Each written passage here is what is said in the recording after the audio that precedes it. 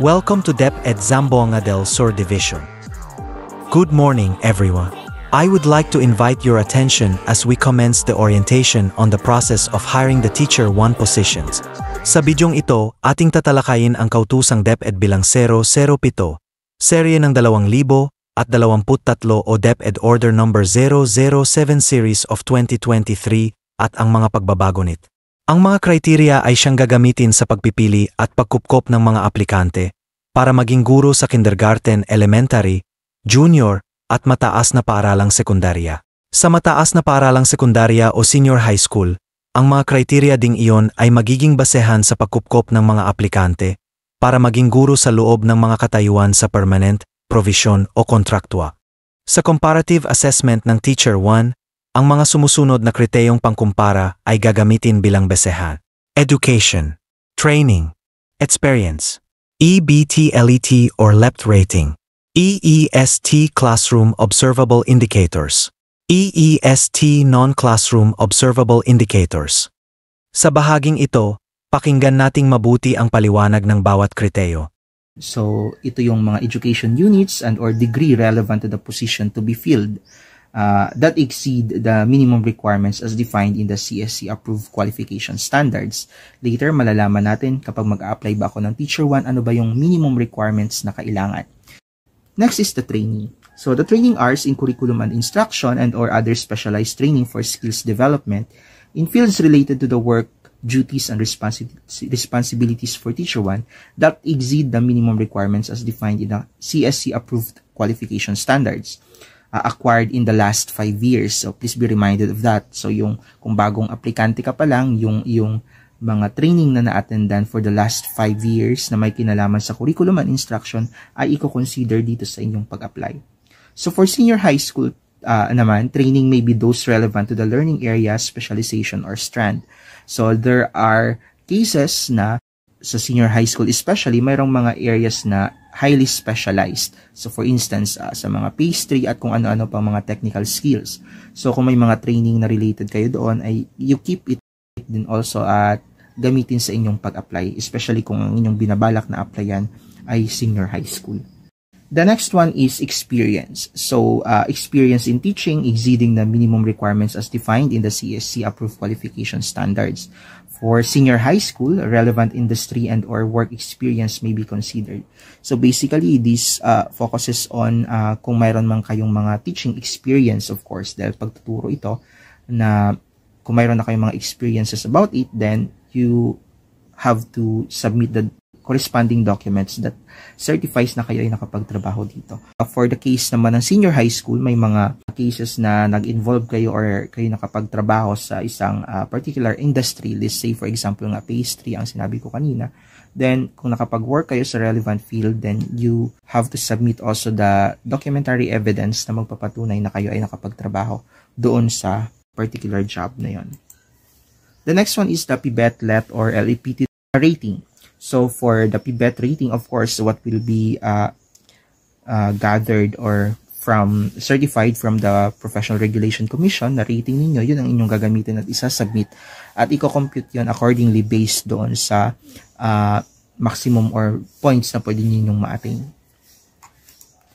Then, we have the PPST Classroom Observable Indicators. So, these are the indicators which will be discussed in detail mamaya. And it will be measured through classroom observation and demonstration teaching. Then, the next one is the PPST Non-Classroom Observable Indicators. Ito naman ay mami-measure through teacher reflection form, which will be also discussed in the succeeding slides. So, the weight allocation or point system for each criterion is detailed in the succeeding table. So, the point system for comparative assessment for Teacher 1 positions. So, as what we have discussed earlier, there are 6 criterions na pagbabasehan para ikaw ay makapag-apply or ma-hire sa Teacher 1 position. The first one is education, and the maximum points na pwede mong ma-earn is 10. Sa training, mayroon ding 10 points. Sa experience, mayroon ding 10 points. At sa PBET, LET, or LEPT rating, you have 10 points. And for the classroom observation and demo teaching, you have 35 points. And for the teacher reflection or non-classroom observable indicators, you have 25 points or a total of 100 points. So now we're going to discuss in detail the rubrics for computation of the points per criterion, at we're going to discuss it in detail kung paano siya kinocompute at ano ang mga pinagbabasehan ng kanilang mga computations. So the first one is the ETE, or the Education, Training, and Experience. So the points for ETE, or the corresponding to the applicant's qualification exceeding the qualification standards, shall be computed using increments table 2.A, 2.B, and 2.C, which will be presented later. And the rubrics for computation of points for ETE are in the table 3, which will also be presented. So only those qualifications that are relevant to the position to be filled shall be given points. So here's the first one, the increments table for education. So there are specific ranges for each of these, from 2.A to 2.C. Mayroon siyang specific range of from to 2, and then they have this corresponding level. For instance, commonly we have this for teacher applicants, we have a bachelor's degree graduate.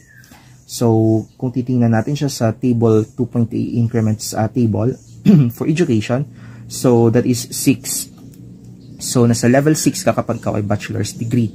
Kapag ikaw naman ay graduate, let's say for example may 9 units sa master's degree, so nasa level 8 ka naman. And that's how you compute and determine kung anong particular level ka sa increments table na ito. But take note that we're just looking at the level pa lang, hindi pa yung corresponding points na mai-earn ninyo, dahil gagamitin pa lang itong reference mamaya kapag i-determine na kung anong particular increments level ka nagfo-fall at kung anong corresponding points ang iyong makukuha kapag nasa ganitong particular level ka. We also have the table 2.B. Ito naman ay para sa training. May specific ranges din sila for every training. For example, nakakuha ka ng 24 hours of training. So, ikaw ay nasa level 4. So, for example, ikaw ay nakakuha ng 36 hours na training. So, ikaw ay nasa level 5. So, 32 hours and then less than 40 hours. So, sa experience naman, meron din silang corresponding level. So, for example, wala kang teaching experience. Most cases are like this. So, nasa level 1 ka. So, from 0 experience up to 6 months, less than 6 months of experience, 0 ang iyo. Nasa level 1 ka. So, for example, you have let's say 2 years of experience. Nasa level 5 ka naman. So, that's how it is being determined. Pero hindi pa yun yung hindi pa yan siya yung baseline sa pag-determine ng points. Mamaya malalaman natin na reference lang ito sa increments table. Titingnan pa rin yung mga actual qualification mo at babasihan lang ito mamaya sa pag-determine ng mga corresponding points. So, the weight allocation or point system for each criterion is detailed in the table below. So, dito, sabi nga natin kanina, the weight allocation for the education, training, and experience ay tigti 10 points. So, mayroon tayong tinatawag na mga increments. Mamaya malalaman natin kung paano ito nakukuha. It's not about the level. Pinakita lang natin kung anong level natin kanina, pero hindi pa yun yung number of increments na meron tayo. Mamaya i-compute natin one by one at makikita ninyo kung paano siya na-determine. Pero if in case na na-compute na natin yung mga increments, for example, ang increments na meron ka sa education ay 4, so ang points mo ay 4. Kung halimbawa sa training naman ay nasa 7 ka halimbawa. So, for 6 and 7, 6 to 7 increments, we have 6 points. So, 6 points naman na nakuha mo. Kung sa experience, halimbawa ay nakakuha ka ng 6 to 7 increments. So, 6 points din ang makukuha mo doon sa maximum na 10 points. So, mas maiintindihan po natin ito mamaya kapag nagpakita na po tayo ng actual detailed explanation sa pag-compute ng mga points per specific criterion. So, halimbawa, ito yung ating illustrative example. Makikita natin kung paano po dito mako-compute ang atin pong mga specific points. So, for example, nag-publish ang school ng vacant position, and the vacant position is teacher 1 for secondary, at ang salary grade niya ay 11. So, ito yung sinasabi ko kanina na qualification standards per CSE approved. So, ang educational level na required para sa Teacher 1 position ay dapat ay graduate of Bachelor of Secondary Education kasi ang hinihingi ay secondary. So, kung elementary, di elementary naman ang nakalagay dyan. Or bachelor's degree plus 18 professional units in education with appropriate major. So, as what I have explained a while ago, may mga nagtuturo sa secondary level, especially sa senior high, na hindi talaga teacher by profession, but they wanted to teach and mayroon na silang previously earned na degree. So, they just need to take 18 units of professional education subjects and then they're going to take the board. Doon, kasama na yon. So, training ay non-required. Walang required na training. So, sa experience naman, wala ding required na experience. Kaya nga kahit na bagong graduate ka lang, ay pwede kang mag-apply sa Teacher 1. And hypothetically, for instance, kasi kailangan natin itong date na ito sa pag-determine ng number of years of experience na meron ka. Hypothetically, we have September 20, 2022 as the date of the HRM-PSB assessment or open ranking system, for instance. So, based doon sa minimum qualification standards ng position na if you feel, so the Human Resource Merit Promotion and Selection Board shall determine the baseline level for computing the points for the ETE using the increments table as shown in the previously discussed 2A, 2B, and 2C increments table. So, gamit yung tables na meron tayo kanina, so the requirement is BSED or Bachelor's Degree plus 18 Professional Units in Education. So, that is in level 6. Sa training naman, non-required. So, nasa level 1. Sa experience naman ay non-required, so level 1 din. So, tingnan natin dito sa table mismo na actual. Yan. So, what was required for a Teacher 1 position is BSED, diba? Bachelor's Degree. So, nandito siya sa level 6. Kaya kanina ay nasa level 6 ang classification niya. Sa ano naman, sa training, non-required, nasa level 1. Experience din ay non-required, so nasa level 1 din siya. So, tandaan natin yung level 6, level 1 at level 1. Importante po yun mamaya. So, after determining the baseline level, the HRM PSB shall compute for the increments of the applicant's actual qualifications based on the submitted documentary requirements. So, i-evaluate isa-isa yung documents na sinabit mo. Yun ay baseline pa lang ha. Yung pinakita natin kanina ay hindi pa yung actual na hypothetically na sinabmit ng teacher applicant. Yun yung baseline pa lang yun. So, the increment shall refer to the difference between the applicant's actual qualification level and the corresponding level of the minimum or the baseline QS requirements of the position to be filled. So, yung increment kanina na pinag-uusapan pa natin kung paano siya makukuha, yun ay nakabase sa kung ano ang meron kang documents. Isusubtract doon sa actual na documents na meron ka, level, standard or baseline qualification standards, or titingnan natin mamaya kung paano siya ina-apply.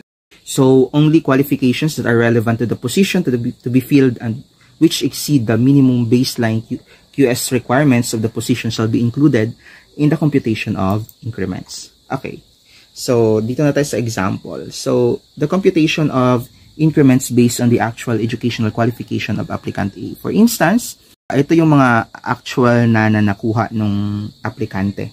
Yung kanina yung pinakita natin is yung kung ano ang kailangan. Nag-hire sila, ito yung mga kailangan.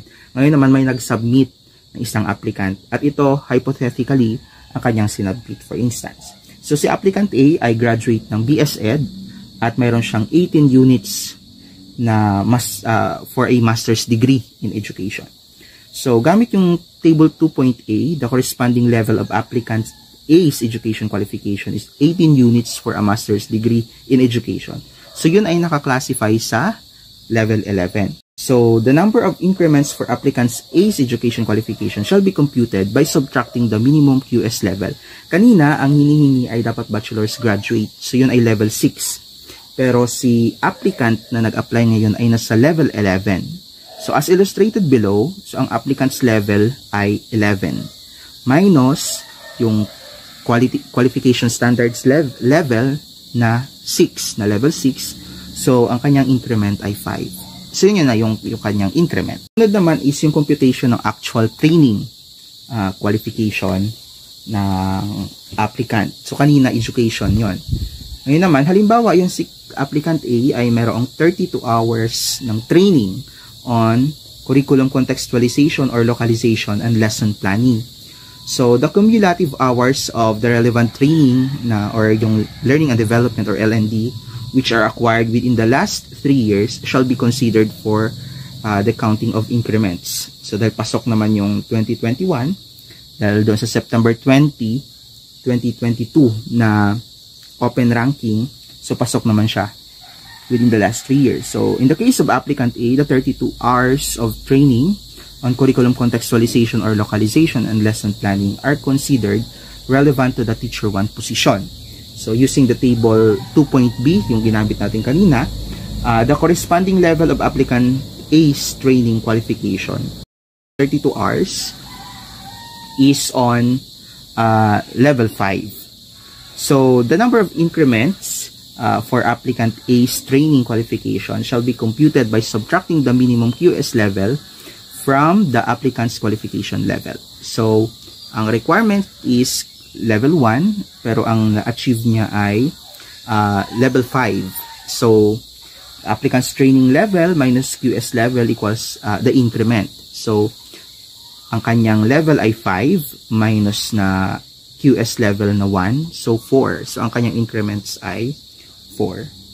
So, sumunod naman ay yung computation ng increments based on the actual experience qualification ng applicant. So, here, pinakita na hypothetically, itong ating applicant ay nagturo sa Marian Academy as teacher associate from June 1, 2018 to present.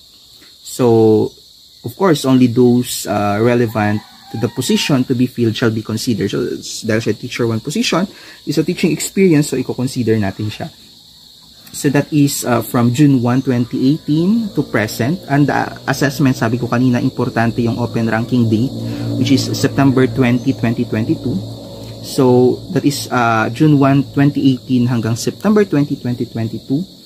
That is 4 years and 3 months. So, using the table that we have used before to see, the corresponding level of applicant A's experience qualification for 4 years and 3 months is level 9.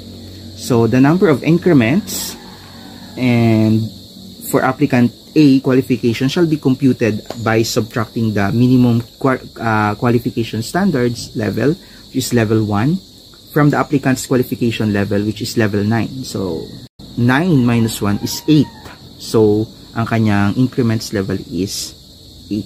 So, after computing the number of increments from the minimum baseline qualification standards requirement, the corresponding points earned by the applicant for ETE shall be determined using Table 3, or the rubrics for computation of points for education, training, and experience. So, using Table 3 and based on the number of increments earned by applicant A, the computation of points for ETE is as follows. So, the qualification standards that we have discussed a while ago. So, meron tayong education ay BSED, training ay non-required, and experience ay non-required. Yung qualification naman ng applicant sa education, meron siyang BSED degree at 18 units sa masters. Tapos may 32 hours siya na training at nagturo siya sa Marian Academy from June 1, 2018 to present. So, when computed, meron siyang 5 increments kanina. And we also have sa education, we have 4 increments sa training at saka 8 increments sa experience. So, using the rubrics table, sa table 3, so 4 to 5 increments is 4 points. That is 4 points out of 10. 4 to 5 increments is 4 points also out of 10. And then 8 to 9 increments is 8 points out of 10. So, all in all, ay nakakuha siya ng 16 points out of the 30 points. So, also take note that the meeting the minimum baseline qualification requirements for education, training, and experience shall be given 0 points. So, for instance, halimbawa, meron tayong applicant B, tapos ay BSED lang ang meron siya, hindi siya nakapag-earn ng master unit sa master's degree. So, syempre, level 6 lang siya. ay ang kailangan din ay ang level 6 minus level 6 ay 0 yon.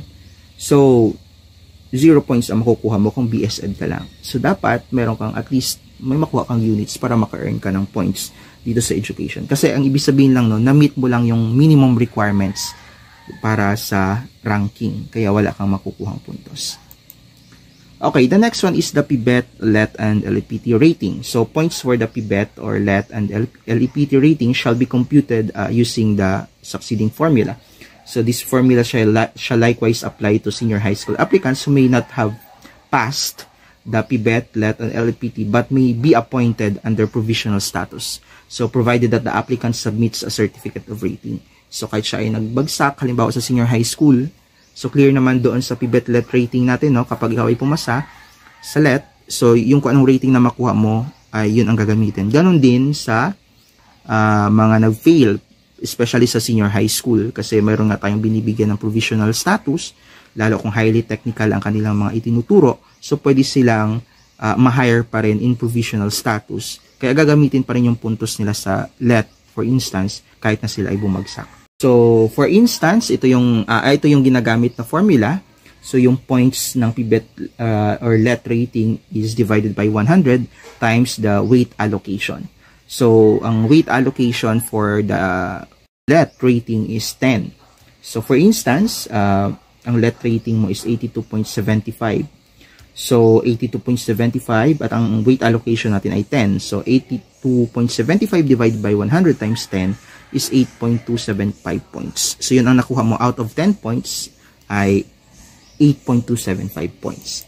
The next one is the teacher's demonstration of PPST COIs shall be assessed through the conduct of the classroom observation or demonstration teaching using the classroom observation tool for recruitment, selection, and placement.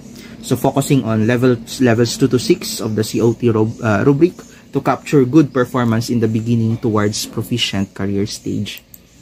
So, the classroom observable strands and indicators or for the selected COIs indicated in this the department order number 7 shall constitute the classroom observable objectives for hiring entry-level teachers unless otherwise modified by subsequent issuances.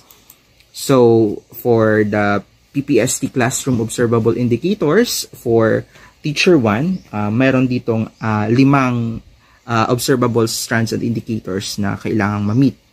The first one is to apply knowledge of content within and across curriculum teaching areas.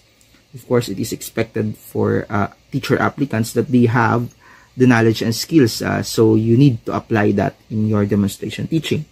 You also use a range of teaching strategies that enhance learner achievement in literacy and numeracy.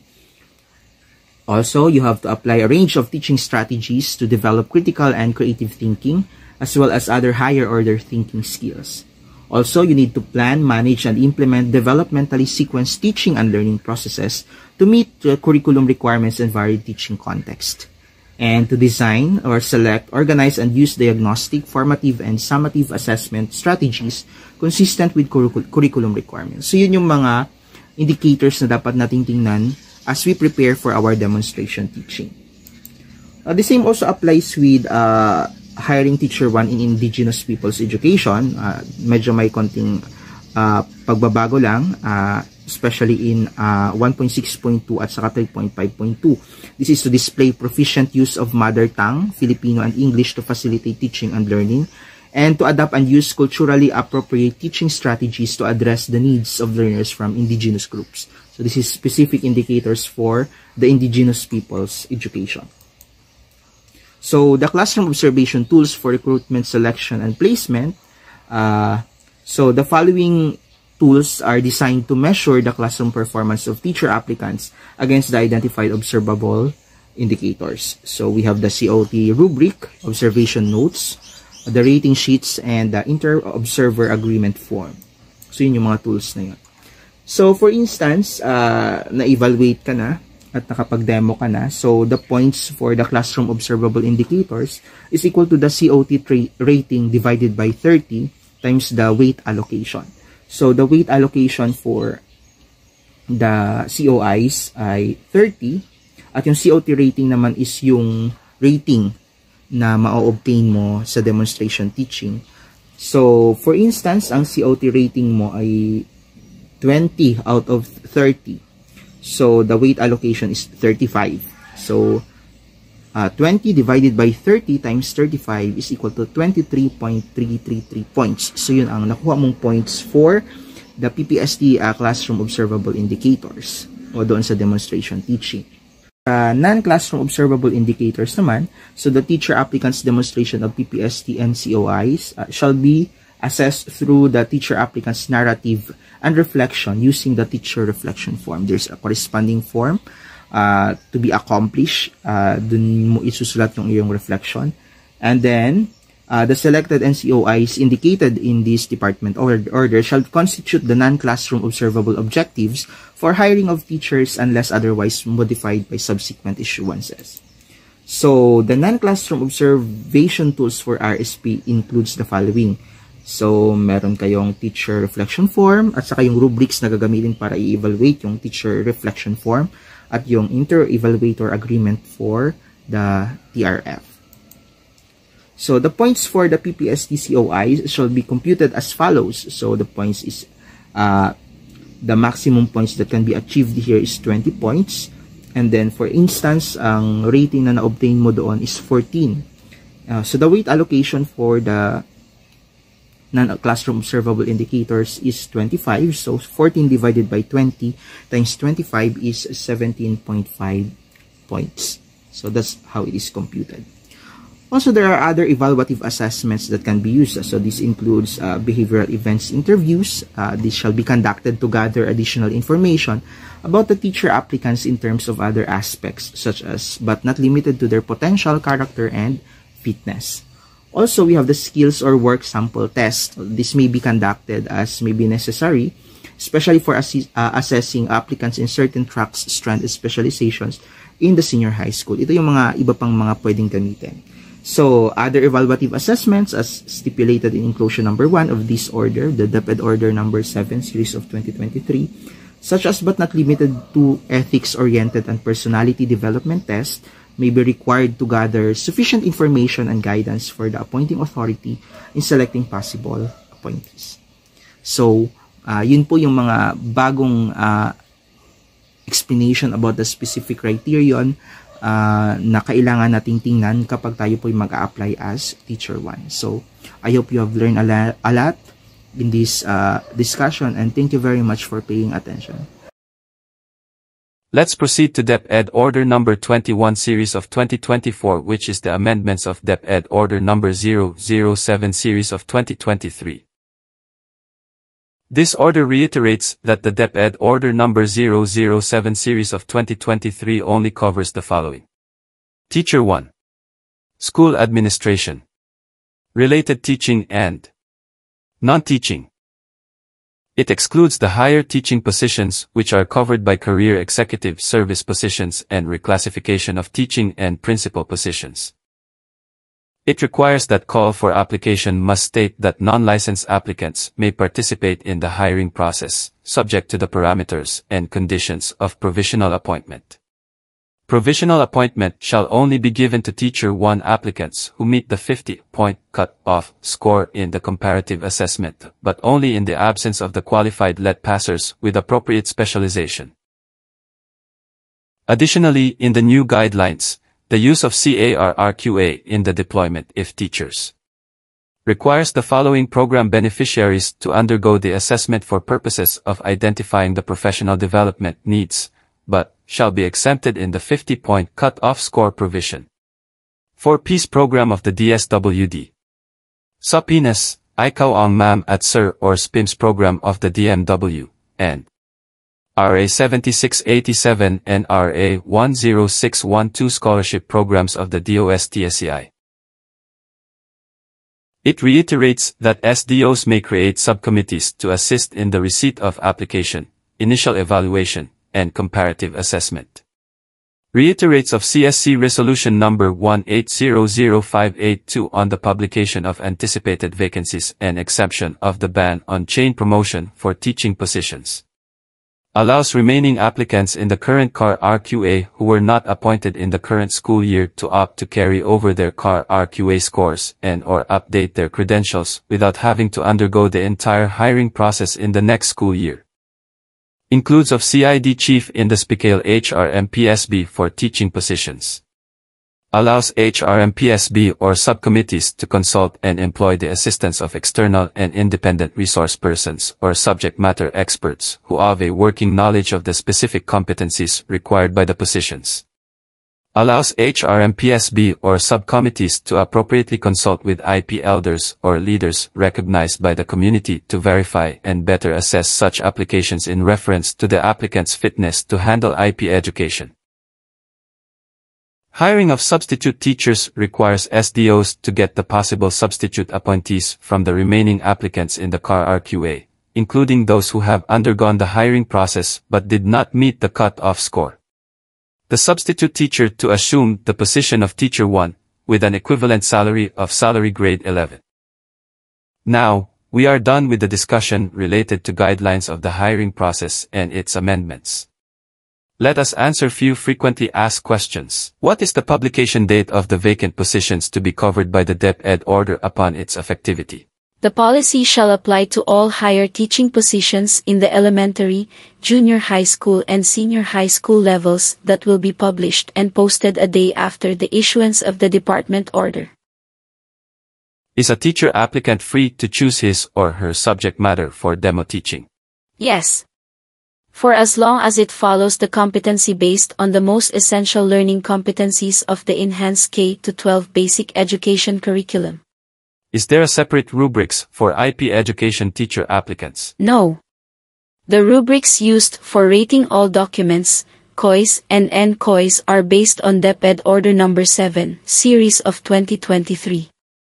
However, there is a specific provision which covers proficient use of the mother tongue, Filipino and English to facilitate effective teaching and learning. Are applicants required to write the lesson plan in Subanan language in preparation for IP education demo teaching? No. Lesson plans are written in the language according to the subject matter. Subanan language is used during the discussion of the lesson prepared. This will determine if the teacher applicant can manage communicating with the language used in the indigenous peoples community. What documents shall be presented for 4Ps beneficiaries? 4Ps beneficiaries shall ask certification from the DSWD which indicates the name of grantee, year of grants given, and the name of the beneficiary. Grantees can either be parents or guardian, or elder siblings. This certification is duly signed by the municipal or city welfare development officer, and the city or municipal links where they are accounted as 4Ps beneficiaries. If the applicant is not the direct grantee, a valid ID or 4Ps ID shall be presented. Reminders. Before the scheduled comparative assessment, an initial evaluation result or IER shall be posted at the Facebook page of DepEd Zamboanga del Sur Recruitment, Selection and Placement through this link. Qualified applicants listed in the IER shall proceed to the comparative assessment which schedules and venues are stipulated in the Division Memorandum No. 71, Series of 2025. During the comparative assessment, don't forget to get your copy of the individual evaluation sheet which indicates the scores you obtained during the assessment process. Bring your own black ball pens to fill out teacher reflection forms. And lastly, be at the venue before the time. Showing up on time is a sign of integrity and reliability. Please note that disqualified applicants shall also be posted at the SDO's official page using their unique applicants code together with the qualified applicants. Para sa karagdagang kaalaman, maaari pong i-download ang EO number 007, Series of 2023 at ang EO number 21, Series of 2024 mula sa www.deped.gov.ua. Maraming salamat sa inyong pakikinig. Magandang buhay mula sa DepEd Zamboanga del Sur. Sure sa Sur!